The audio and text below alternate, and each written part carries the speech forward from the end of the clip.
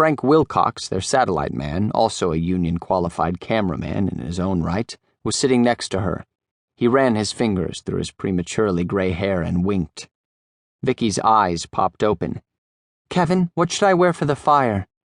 "You're already wearing your ostrich skin boots, your acid-wash jeans, and your khaki LL Bean shooting jacket complete with bullet pouches. What more could you want, Icky?" "Are you being sarcastic?" "Me?" "This is important, for God's sake. I haven't been on the network news in a week." 3 days, Manwaring corrected. "Out of sight, out of mind. You know that as well as I do." A gust of hot wind buffeted the Ford. The air conditioner groaned against the 95-degree August temperature. "God help you, Kevin," she said, "if we miss that deadline." With a sigh, Manwaring turned back to watch the road. Holland coughed for attention. "Did you ever see Abe Lincoln at Disneyland?" "Sure," Manwaring said. "He looks real for a robot. When you go in the auditorium to see him, he's just sitting there, and then he stands up and gives the Gettysburg Address. It's just as good as being there." This was a conversation they'd had before, but never in Vicky's presence. "What's your point?" Manwaring said, to see just how far the cameraman would go. "They're coming, you know. Robot anchormen. I've been predicting it for years." "Anchor persons," Wilcox said, feeding the fire. Holland nodded. One hand left the steering wheel briefly to scratch his close-cropped beard.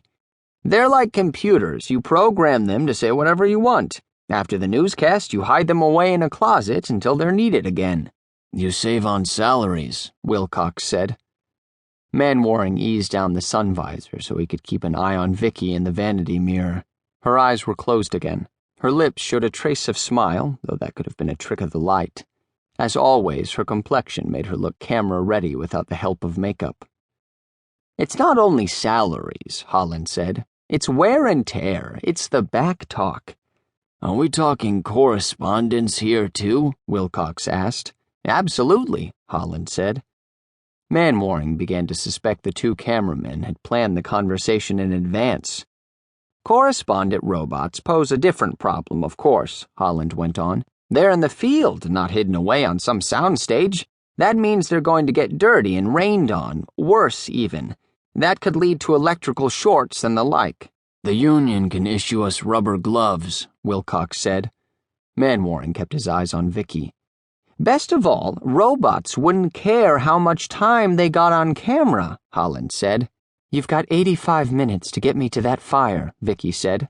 "Otherwise, you're all dead men." Holland snorted derisively, but speeded up just the same.